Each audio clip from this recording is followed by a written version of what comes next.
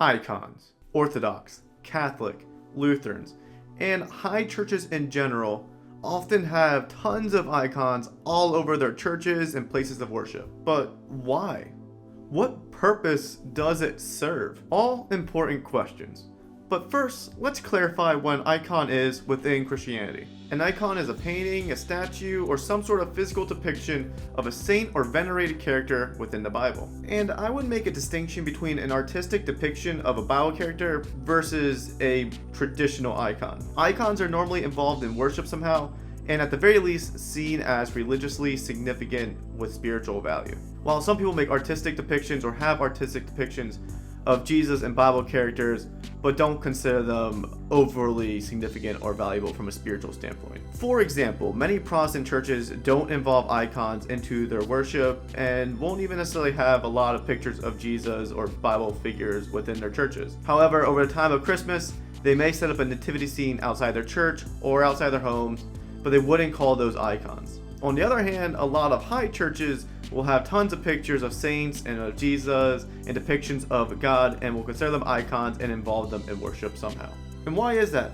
Why are icons so important to certain Christians? To answer that question, let's begin with a brief history of icons. Very early in church history, artistic depictions of venerated Bible characters started to crop up. Certain people from Orthodox traditions will even claim that some apostles created icons themselves, such as Luke. Whether that is true or not, the important takeaway here is that select Christians from early church history started to incorporate these artistic depictions of Bible characters into their worship or services, while on the other hand, other Christians opposed this effort, which leads us into a big debate between the 8th and 9th century during the Byzantine Empire. And the debate was all about whether icons were permissible or not. The two sides were obviously those who supported icons and those who opposed them, otherwise known as iconoclasts. Iconoclasts accused churches that used icons of idol worship. They made the case that since the Old Testament condemned idol worship and graven images as evil, the same was therefore true for those who used icons, because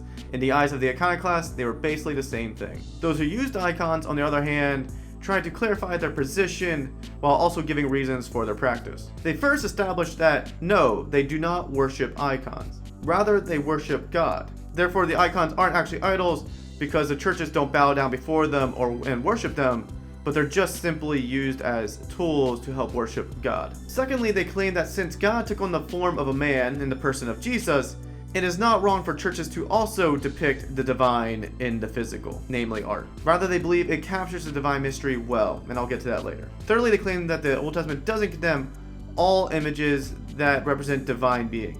For instance, within the temple, there were statues of cherubims, along with other holy images and depictions. So clearly not all images or artistic pieces of holy things was seen as evil.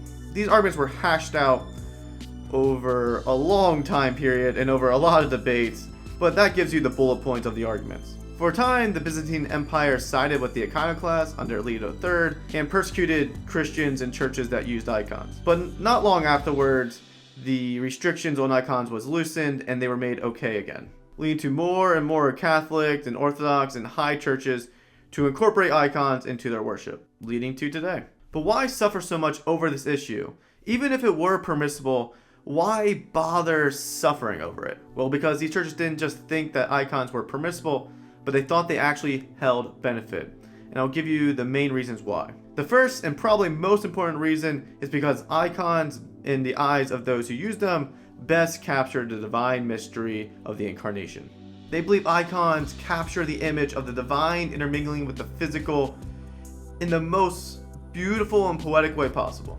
And that beauty and that picture of the incarnation in of itself is so spiritually enlightening and spiritually nourishing that it's worth suffering over. Secondly, icons were a valuable teaching tool then and even now. In a time period where many people were illiterate or had a hard time remembering passages that were read to them, images were a good way to help people to remember important Bible stories. Thus, icons were a useful teaching tool, and even today, you see icons being used as a teaching tool to help people remember certain principles and stories within the Bible.